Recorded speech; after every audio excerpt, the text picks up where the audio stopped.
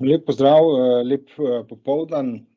Danes sva z vami Gorazd, direktor analiz na Triglav skladih, in pa jaz, moje ime je Tomaž in na Triglav skladih skrbim za stranke. Obljubili smo vam v 30 minutah vse, kar morate vedeti o tem, kaj se dogaja v Ukrajini, kakšne posledice bo to pustilo na kapitalskih trgih in kako ravnati v takih izrednih razmerah z vašimi naložbami.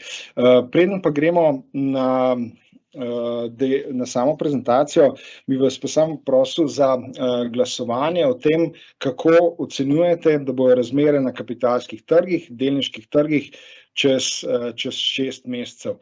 Glasujete tako, da vzamete mobilni telefon in z fotoaparatom poskenirate QR kodo na levi strani zaslona ter nam poveste, ali mislite, da bo čez 6 mesecev boljše, ali se raje vzdržite odgovora, ali pa mislite, da bo čez 6 mesecev slabše. Odgovori so zelo pomembni, zato da jih bomo lahko potem v nadaljevanju prezentacije primerjali z odgovori, ki jih v Ameriki redno vsak teden zbira Združenje za statistiko.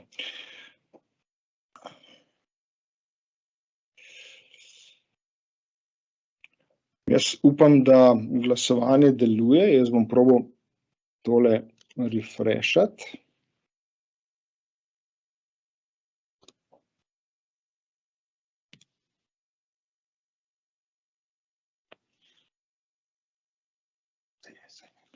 Ja, deluje.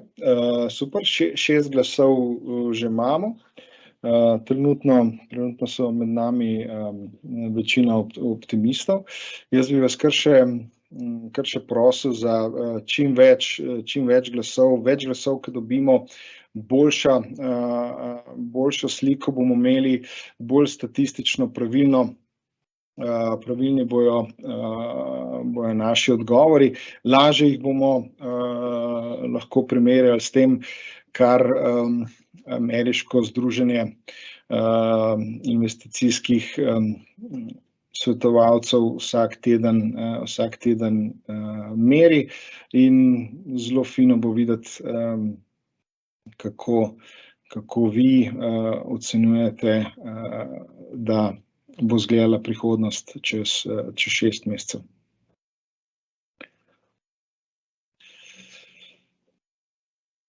Gorazd, ti si glasoval? Jaz sem glasoval. Okay. Sem glasoval. Ja. To ne bova razkrila, kako si, to ne bi bilo korektno. Vsaj ne pred zaključkom ankete.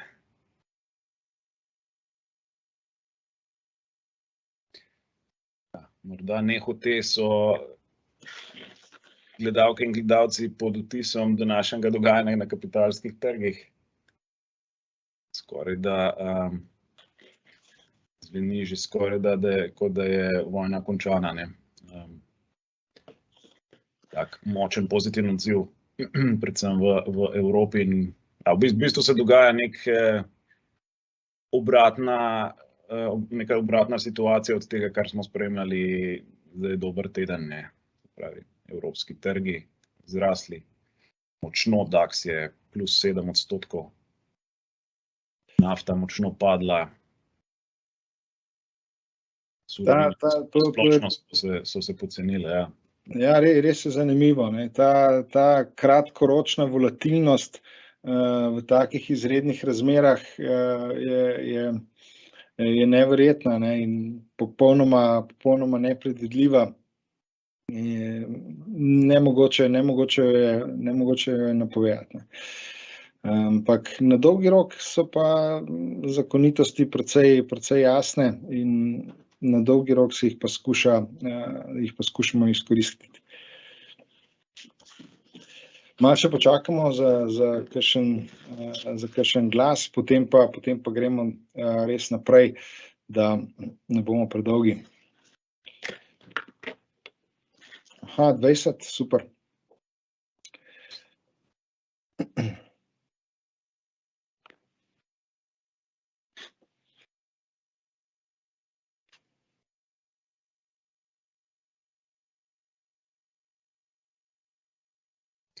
Je pa, ne vem, če veš, ne, kot priročno danes dan panike. Ne.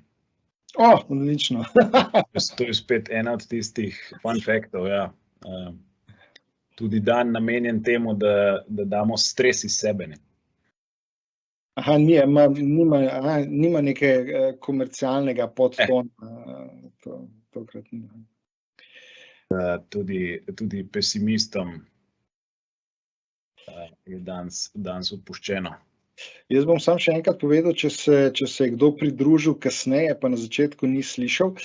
Smo na anketi o tem, kako ocenjujete, da bojo razmere na delniških trgih čez 6 mesecev. Glasujete pa tako, da z mobilnim telefonom, da na mobilnem telefonu vklopite kamero, poskenirate QR kodo, ki vas bo vodila na link, na katerem potem oddate svoj glas.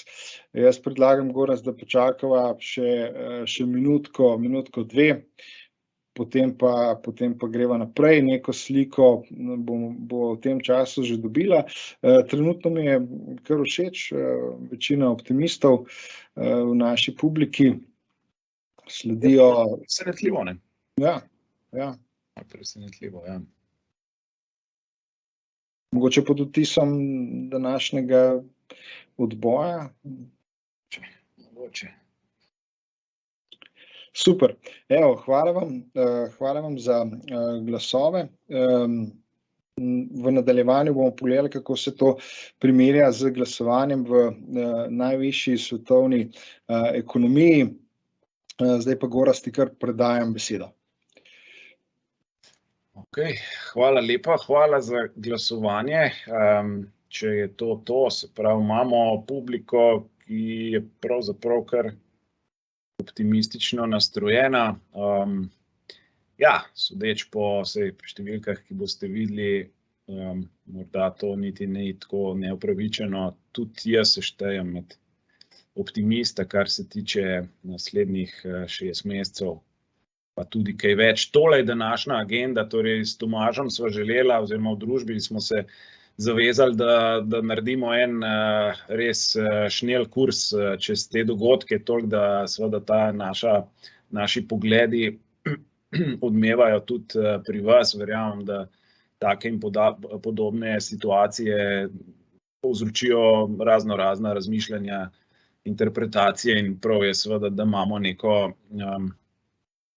kar se da objektivno sliko o dogajanju pred sabo. Geopolitika in kapitalski trgi, prva tema, se pravi neke, rečemo temu, zgodovinske značilnosti, potem si bomo pogledali učinke, potencialne učinke tega konflikta, ki je trenutno pred nami. Jaz bom zaključil z nekimi 3 iztočnicami, kako ravnati kot vlagatelj, vlagateljica. In to zadnjo točko bo, mislim, da še potem dodatno poudaril Tomaž z zimzelenimi nasveti. Geopolitika oziroma geopolitična tveganja so relativno abstrakten pojem. Mi radi stvari merimo. Težko je seveda dati v številko, kakšno tveganje nosi ruska invazija v Ukrajino, ampak če želimo neko definicijo vsem temu pripisati, geopolitika je po tej Pippi Malmgren, ki je bila tudi del ameriške administracije v preteklosti, je torej projiciranje moči države v tujini. To se lahko dogaja aktivno, pač z tem, da uveljavljamo moč, oziroma da država uveljavlja moč v tujini, oziroma pasivno To bi lahko bil recimo primer Ukrajine trenutno, ne, z odzivom na geopolitične aktivnosti drugih. Geopolitična tveganja so torej tista tveganja, ki izhajajo zaradi tega, ker se posamezne države uveljavljajo. Da ne bom predolg s tem teoretičnim uvodom, kar se nam zdi ključno, sploh za vlagatelja, je, da na geopolitične razmere gleda skozi prizmo različnih scenarijev, tem mu potem omogočajo, da ko sprejema naložbene odločitve, te postanejo odpornejše, ne, ko do geopolitičnih dogodkov pride. Ne. Te dogodki so seveda odvisni od ravnanj voditeljev narodov, volitev in tako dalje.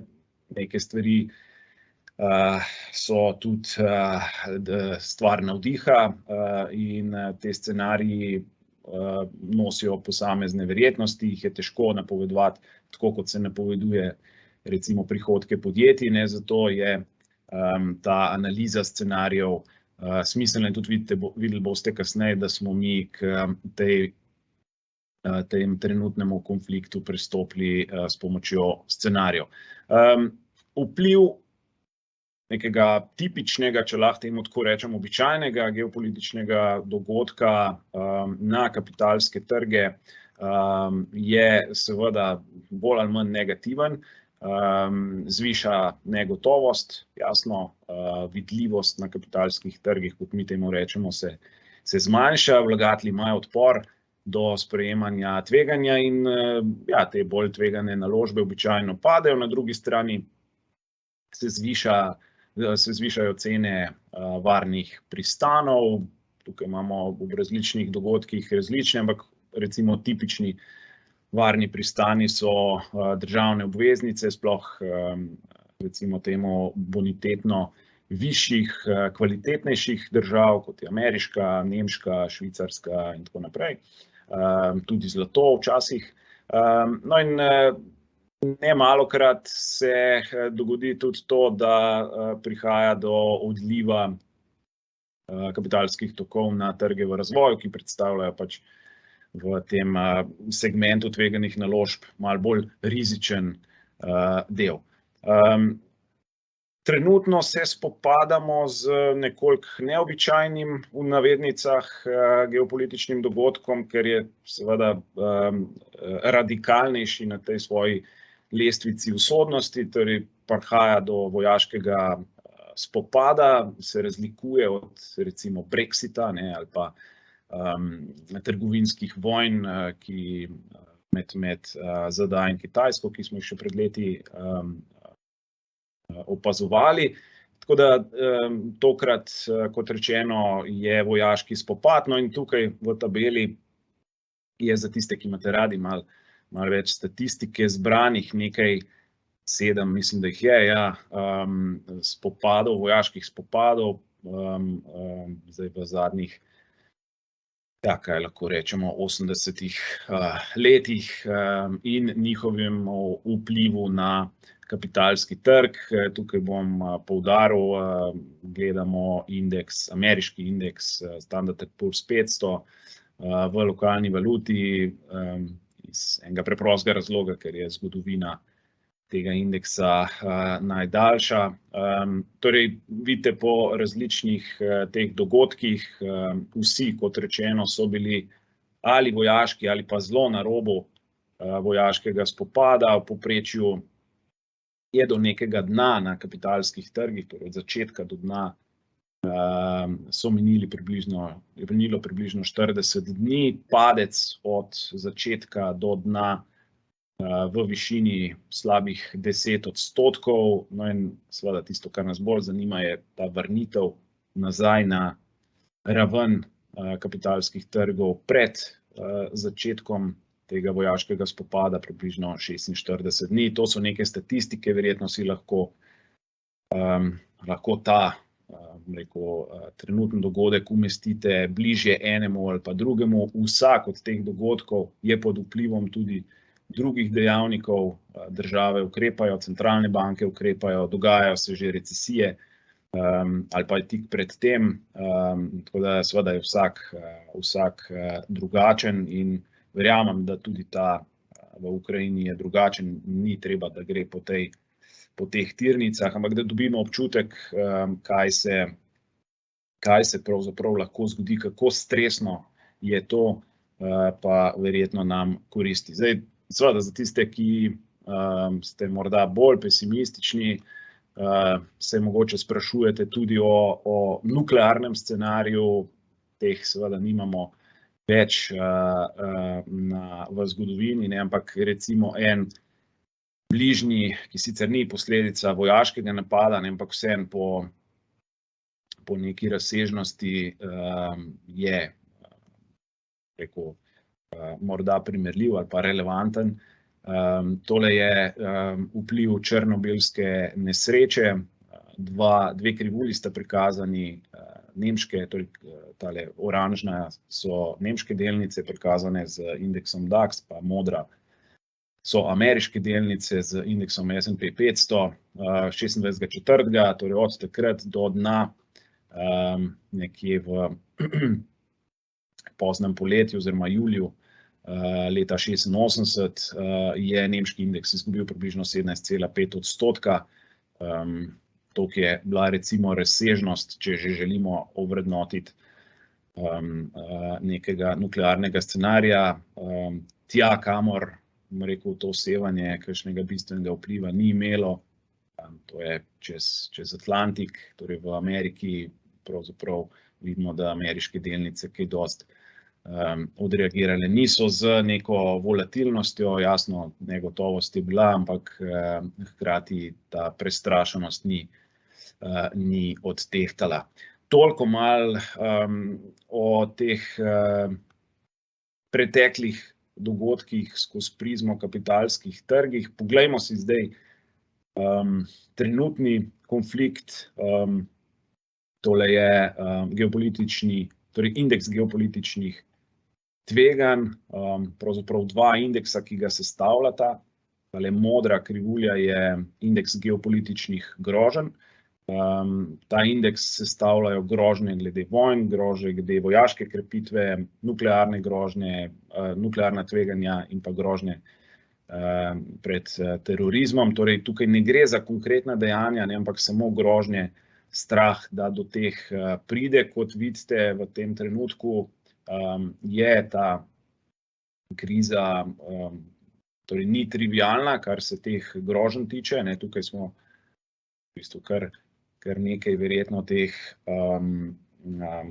vrst groženj bili izpostavljeni, medtem ko sama dejanja, ne, če zdaj gledamo indeks geopolitičnih dejanj, torej začetek vojne, razmah vojne in terorizem, smo na relativno, bom rekel, ne, še nizkih ravneh, seveda pa čakamo v bistvu marčevski podatek, ki bo verjetno malo bolj relativno, ki bo višji in bo to sliko malo bolj jasno začrtal, no, ampak že v tem trenutku, se pravi s februarskimi podatki, vemo, da ta zadeva z Ukrajino in Rusijo tako preprosta ni, da gre za eno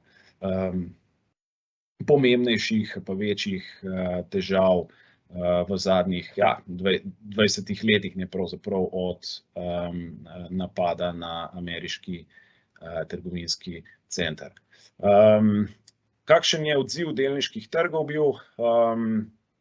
V Ukrajini, torej padec od začetka, torej tistega 24. Februarja, približno 50% padec, ne, ko to regijo širimo na Rusijo, tudi več kot 50% padec. Potem pa pridemo do dosti zanimivih efektov, torej ko širimo iz teh dveh epicentrov na Evropo, ne, ugotovimo, da je padec znašal 8,5%, in ko pravzaprav obravnavamo nekega razpršenega vlagatelja, ne, ugotovimo, da je ta padec se komajda zgodil. Naj opozorim, da ni v te spremembe štetih današnjih sprememb tečajev, kar pomeni tistih več kot 5–6% donosnost na evropskih trgih, da smo skorajda vse, kar se teh ostalih širših regij tiče, ta padec zaprli. Seveda jasno, Ukrajina in Rusija še vedno z kar močno prizadetostjo. Kdaj bo konec spopadov, je verjetno ključno vprašanje. Če vprašate nekega analitika, bo seveda pogledal, koliko moči ima ena in druga vojska. Tukaj je jasno, da Rusi dominirajo v vseh pogledih, približno 10-krat večja flota vsega. Seveda obstaja še en faktor, ki se imenuje morala. Ta je po poročanju medijev močno na strani Ukrajincev in morda niti ne govori toliko, da je seveda zmaga strani Ukrajine zagotovljena, kot daje nam vedeti, da bi znal ta konflikt trajati dlje. No, in če traja, potem se seveda moramo vprašati, kje so potencialne težave, kar se tega konflikta tiče. Tukaj nekaj statistik teh dveh držav, tole iz Economista, da še citiram. Torej, ti dve državi po samem bruto družbenem produktu nista sistemsko pomembni. Torej, Rusija je 11. ekonomija sveta, verjetno relevantna za marsikoga, 144 relativno premožnih prebivalcev, je neka kupna moč, ne pa ključna. To je raven neke italijanske ekonomije, medtem ko Ukrajina predstavlja pod 0,5% svetovnega bruto družbenega produkta, 60. ekonomija sveta. Kje je sistemsko teh držav, je na drugem nivoju. Tukaj spodaj, upam, da se opravičujem, da ni prevoda, ampak da se boste znašli z angleškimi tabelami. Torej, Rusija je pomemben izvoznik kar nekaj surovin, energentov in prehrambenih izdelkov. Skoraj 20% svetovnega zemeljskega plina, skoraj 20% pšenice, nafte, aluminija, bakra. In če smo še konkretnejši, znotraj teh, če se osredotočim samo na zemeljski plin, o katerem je danes oziroma v teh dneh toliko govora, so predvsem evropske države tiste, ki so močno odvisne od ukrajinskega izvoza. Na drugi strani, ruskega izvoza. Na drugi strani Ukrajina, naša žitnica, ne samo Evrope, tudi drugega, mogoče celo tretjega sveta, sposobna zadovoljiti potrebe po prehrani 600 milijonov ljudi. To sta torej dva segmenta, ki bosta ključna v tem daljšem trajanju te krize. Mi smo, kot rečeno, oblikovali dva scenarija. Prvi, kratkotrajnejši scenarij, ki bo držal ta konflikt relativno geografsko omejen. Ta scenarij, ki mu pripisujemo seveda majhno verjetnost, bi zahteval skorajšnji, torej kmalu končanje vojaškega konflikta in vzpostavitev nekih pogajalskih timov. Ta vpliv na globalno gospodarstvo bo omejen, sprožene pa bodo verjetno te rekonstrukcije, se pravi nove oskrbovalne verige. Če vas zanima, kaj v takem scenariju zanimivo z naložbenega vidika, si lahko pogledate današnji dan na borzi. No in naš drugi scenarij, ta dolgotrajnejši konflikt, tudi zaradi stvari, katerim sem omenil v prejšnjih slajdih, bo pripeljal do izčrpanja Ukrajine, resne ekonomske krize v Rusiji in, kot kaže, višje cene surovin. To bo privedlo do poslabšanja poslovnega in potrošniškega razpoloženja, verjetno v svetu, predvsem pa v Evropi. Evropa bo tukaj epicenter, je že, in v tem kontekstu je seveda zelo smiselno razmisliti o regijski alokaciji, preferenčna regija, seveda tukaj ZDA, do določene mere tudi trgi v razvoju, sektor energije in surovine. in poleg Evrope se izogibati tudi, bom rekel, zelo cikličnim sektorjem, kot so finance ter trajne potrošne dobrine. Za tiste, ki seveda jih zanima dogajanje obrestnih mer, predvsem v evroobmočju, te se v takem scenariju v letošnjem letu sigurno ne bodo dvignile. Že jutrišnji dan bo dal uvid v to, kako guvernerka Christine Lagarde gleda na trenutne razmere in po našem prepričanju bodo bolj previdni. Stagflacija ni nemogoča v tem obdobju, torej neka kombinacija višje inflacije, ki smo jo bili mogoče vajeni, o kakih nivojih govorimo, torej verjetno tukaj 5–6%, torej nekje ravni, kot je bila napovedana s strani nemške centralne banke, bo pa seveda potrebno počakati tudi na revizije, ki jih bojo dali s strani Evropske centralne banke. Tam pričakujejo še relativno nizko inflacijo pod 4% v letošnjem letu za evroobmočje. Kako ravnati? Konflikt, invazija, ki se je zgodila, je bila presenečena. Tukaj je povzetek globalnega poročila z strani Svetovnega ekonomskega foruma iz letošnjega januarja, še to dodam, v naslednjih 2 letih niso videli tega konflikta, šele potem do 5 let so bile geoekonomske konfrontacije, pa še to na ravni Rusije, Kitajske in ZDA z slabimi 15%. Izkušnje in statistike kažejo, da so kapitalski trgi zelo občutljivi na grožnje, kot sem že rekel, te so bile tukaj visoke, zato so tudi kapitalski trgi odreagirali kot na same dogodke. Ljudje, ne samo vlagatelji, seveda v kriznih razmerah želimo kontrolo nad situacijo, to izhaja iz našega principa bega ali boja, ki pa pri vlaganju ni vedno najkoristnejša strategija, tudi včasih nemogoča, in ne nazadnje, dolgoročna donosnost tveganih naložb je neizpodbitna. Razviti delniški trgi so so preživeli trenutno vse krize, če že so bili res tisti epicentri, predvsem trgov v razvoju, kjer so te krize trajale dlje. Toliko iz moje strani. Tomaž, se boš še ti vključil? Gorazd, najlepša hvala. Super informativno je bilo in lepo iztočnico si mi tukaj pustil za še moj del. Kot sem obljubil že na začetku, se pravi, najprej smo zmerali temperaturo, razpoloženje pri nas, zdaj pa poglejmo, kaj v ameriški ekonomiji, največji svetovni ekonomiji, kakšno je tam vzdušje. Se pravi, zadnja meritev je bila prejšnjo sredo in 30% vprašanih je bilo optimistov, 41% je bilo pesimistov.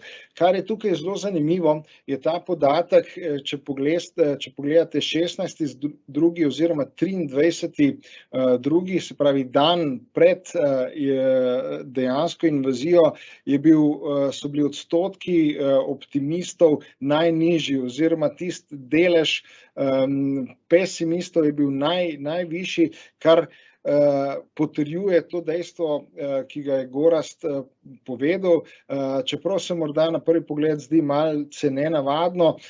Kapitalski trgi ne marajo negotovosti, če se ne ve, kaj se bo zgodilo, je dejansko slabše, kot se nekaj zgodi, pa čeprav gre za nek tak ekstremen dogodek, kot je ta vojaški spopad v Ukrajini. Če gledamo zgodovinsko povprečje od leta 1985 pa do danes, so nekako sile razporejene tako, 38% vprašanih vidi 6 mesecev naprej boljše, 30 po 1/3 je pa tistih, ki se ne bi opredelili, in tisti, ki vidijo sliko čez 6 mesecev slabše. Kar se tiče napak, ki jih definitivno v teh razmerah ekstremne nihajnosti na trgih ne smete storiti, je to predčasna prodaja. Največkrat se zgodi, da investitorji, kot mi je tudi že Gorazd dal dobro iztočnico, na trg, na dogodek reagiramo. Reagiramo burno, reagiramo čustveno, reagiramo impulzivno in takšne odločitve so praktično vedno napačne. Druga napaka, ki je pa nikakor ne storiti, je pa to, da skušate zadeti pravi trenutek, da se greste tako imenovan market timing, da ugotovite, kdaj je tisti pravi moment za prodajo naložbe in kdaj je tisti pravi moment za ponoven vstop v naložbo. Izkušnje, statistika kažejo, da je ta naloga nemogoča. Ta naloga je nemogoča tako za upravljavce kot za dolgoletne investitorje in jaz vam jo definitivno odsvetujem. Čas je na vaši strani, če le ostanete investirani. Kapitalski trgi na dolgi rok praktično konstantno rastejo, obrestni račun deluje vam v prid. Kljub temu pa vedno znova ugotavljamo, da investitorji ostajajo investirani krajše obdobje od tistega, ki so si ga začetno zastavili kot nek svoj naložbeni cilj. In tukaj pa pridemo do tiste pasti, v katero se velikokrat investitorji ujamejo in ki vam jo bom zelo večkrat ponovil, večkrat osvetlil z namenom, da se jo tokrat vi izognete. Se pravi, pri market timingu se zgodi ta past, da če gledamo zadnjih 20 let, če ste v zadnjih 20 letih zamudili samo 10 najboljših dni, 10 dni v 20 letih je bil vaš končni rezultat investicije 50% nižji. Kar je pa še bolj strašljivo, je pa to, če ste zamudili 30 dni, samo en mesec v 20 letih je bil vaš končni rezultat 80% nižji, kar velikokrat vodi v ta začaran krog nezadovoljstva, ki se je začel z tisto reakcijo na tržni dogodek, na beg, na prodajo in potem vstop na trg v najbolj nepravem trenutku. Če si en slajd zapomnite ali eno informacijo zapomnite, kar se tiče, kaj storiti z vašimi naložbami, ne bo to tale. Se pravi, pri začetni investiciji 10.000 evrov, če je nekdo ostal investiran od leta 2002 pa do januarja letošnjega leta, je bil njegov izplen več kot 60.000 evrov.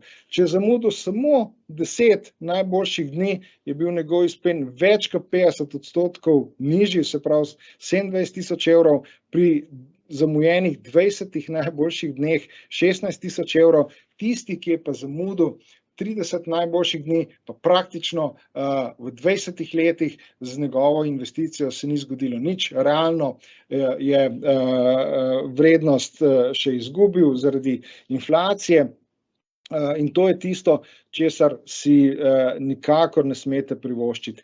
Nihanja na trgu vedno so bila, vedno bojo.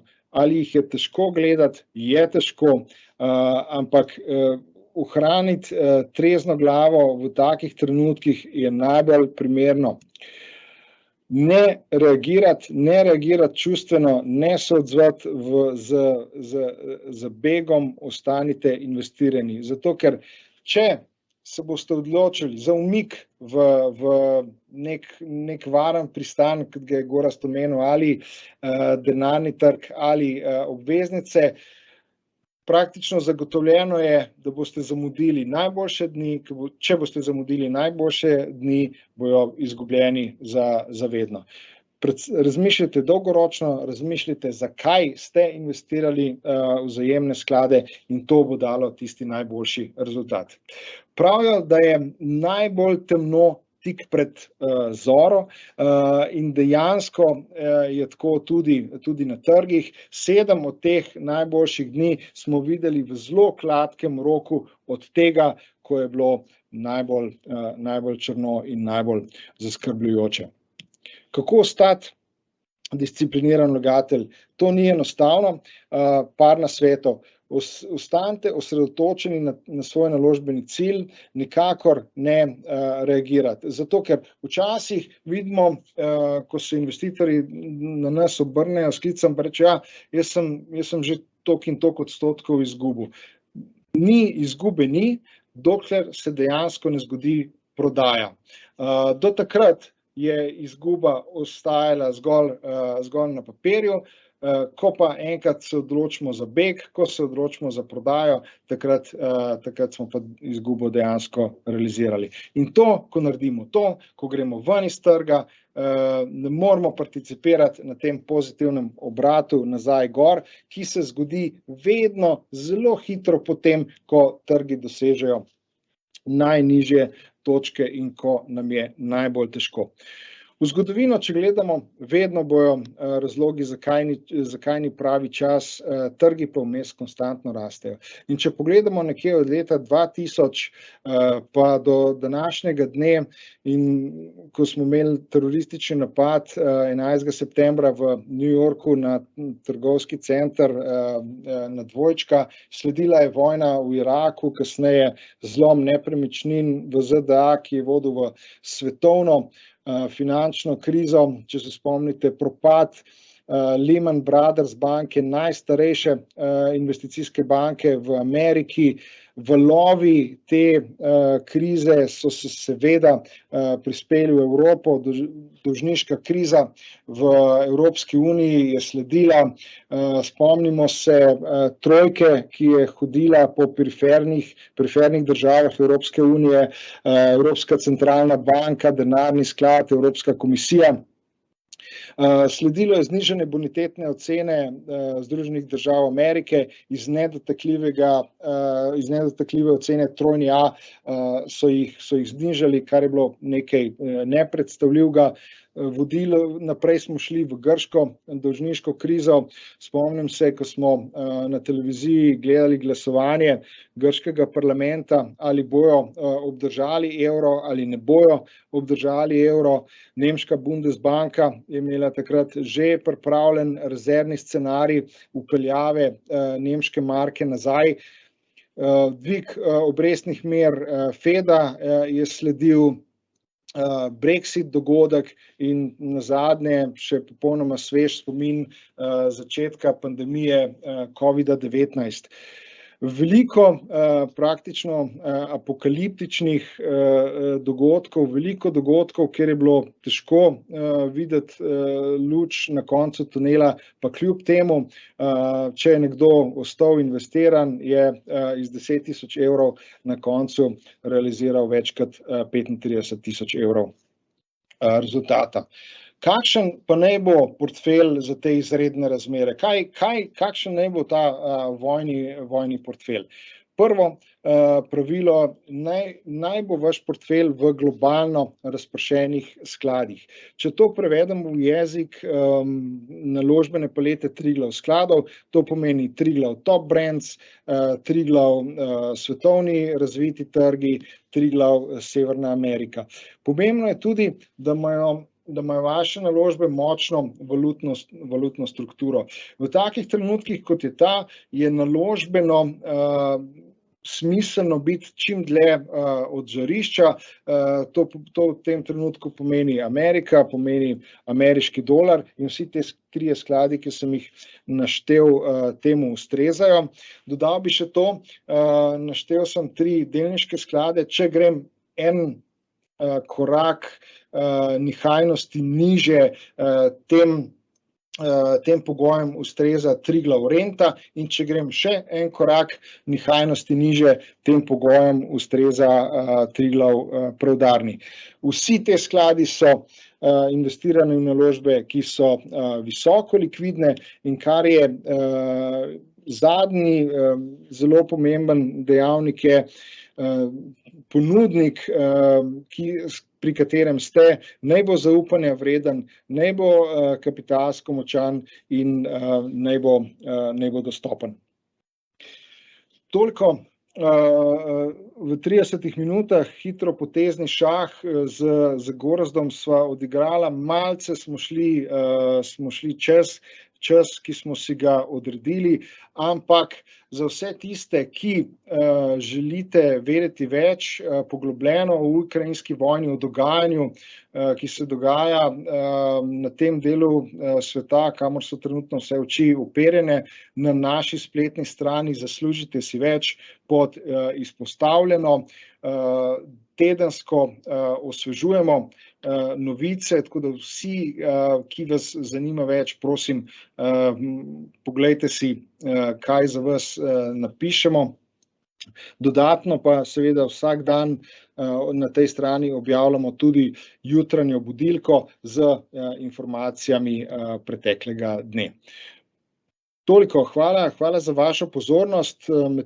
Medtem smo dobili par vprašanj, pa Gorazd lahko pogledava.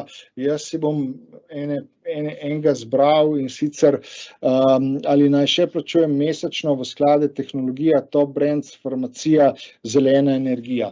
Če imate sklenjen varčevalni načrt, kjer mesečno vplačujete fiksni znesek, vam definitivno priporočam, da to plačevanje ohranjate. S tem to orodje varčevalnega načrta mesečnega vplačevanja v sklade je odlično ravno za take volatilne razmere, zato ker v teh trenutkih z vašim fiksnim zneskom vplačila kupite več enot naših skladov in to se bo v odboju zelo dobro kapitaliziralo nazaj gor. Ja, nekaj vprašanj je, če smem še jaz vskočiti. Gospod Jan sprašuje, ali imate sklad, ki ima večji delež sredstev vezan na Ukrajino? Ne. Celo tako lahko rečem, kolege upravljalce pohvalim za zelo dobro oceno. Že pred 24. So te grožnje pravilno ocenili in odreagirali. Ruske naložbe pri nas so predvsem seveda na skladih z naložbeno politiko na trgih v razvoju in tam so te prodaje bile uspešno izvedene pravi čas. Tako da mi pravzaprav smo na skladih zdaj izpostavljeni do te regije samo posredno preko tistih podjetij, ki pač tam poslujejo, kot verjetno spremljate sami, pa tudi podjetja zdaj slišijo nek moralni klic in se iz teh trgov vsaj začasno umikajo. Tako da to je ta izpostavljenost, precej, bom rekel, omejena. Ukrajinski trg pa tako nek, vse kar se naložb tiče, ni ne vem kako pomemben. Še enega sem...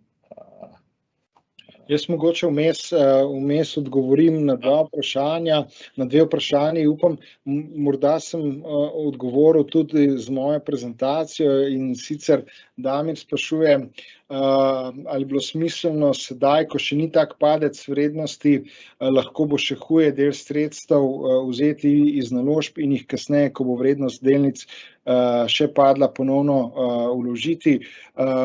In pa še drugo vprašanje, ki je praktično identično, kako naj vem svoj najboljši čas prodaje. Se pravi, točno to sem jaz v tem svojem predstavitvi hotel izpostaviti. To je najhujša napaka, ki jo lahko naredite, da v tem trenutku volatilnosti na trg reagirate, se prestrašite in prodate, ter obenem naredite še drugo kardinalno napako, skušate ugotoviti, kdaj je spet pravi čas za vstop.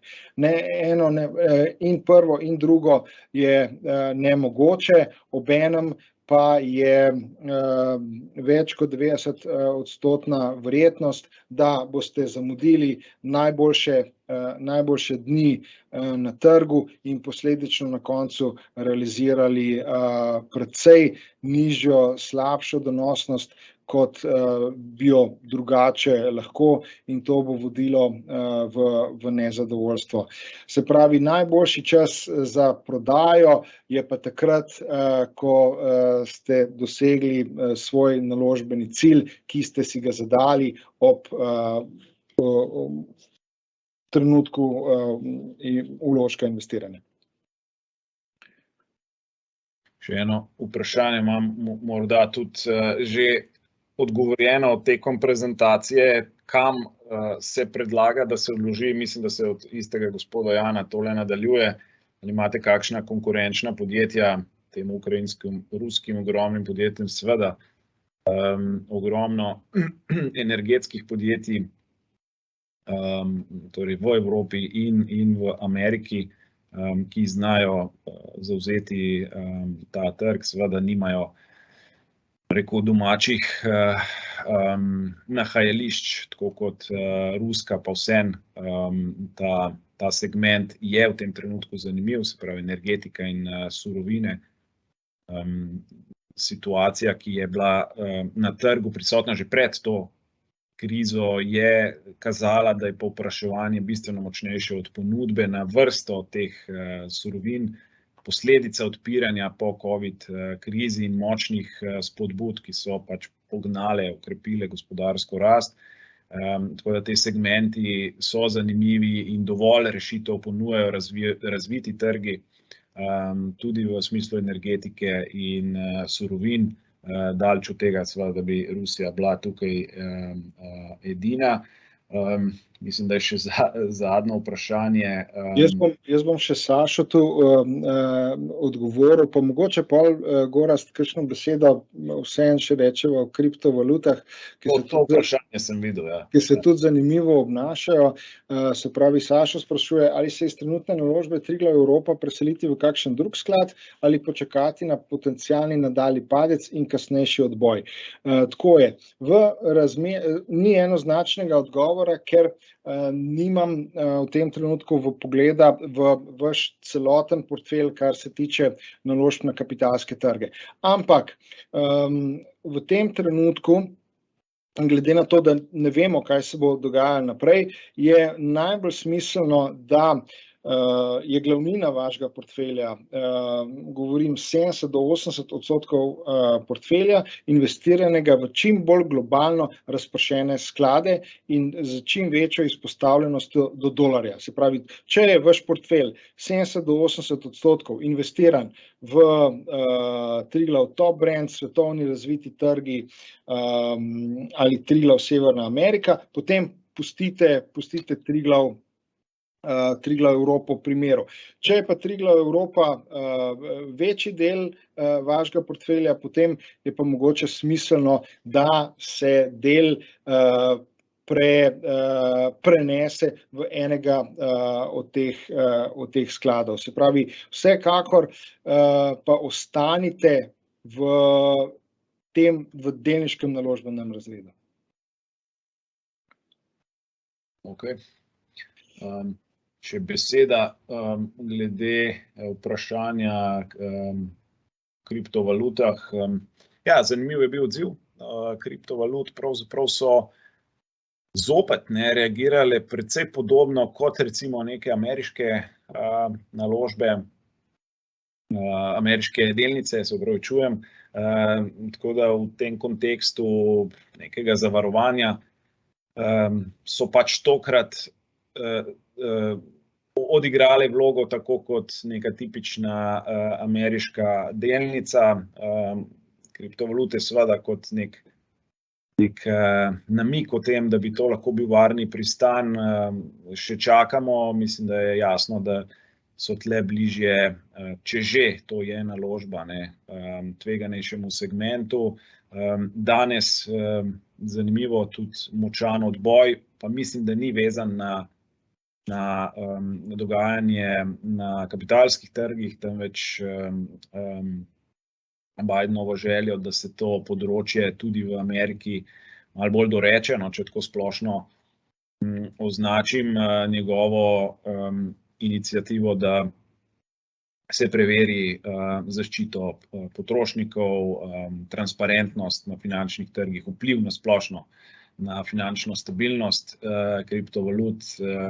Torej, te raziskave bodo zanimive, to tudi mi sami spremljamo, kriptovalute imajo tudi kakšno temačno stran, ampak pod črto, če jih obravnavamo kot nek naložben razred, če temu lahko tako rečem, v času ukrajinske krize, precej podobno nekim ameriškim delniškim trgom. Jaz ne opazim nobenega drugega vprašanja, sem šel čez. Če se komu porodijo še kakšna vprašanja, z veseljem nam jih pošljite na mail ali nas pokličite na našo številko 080 10 19. Z vami bomo od začetka konflikta pa do konca konflikta, zato smo tukaj, da odgovorimo na vaše dileme.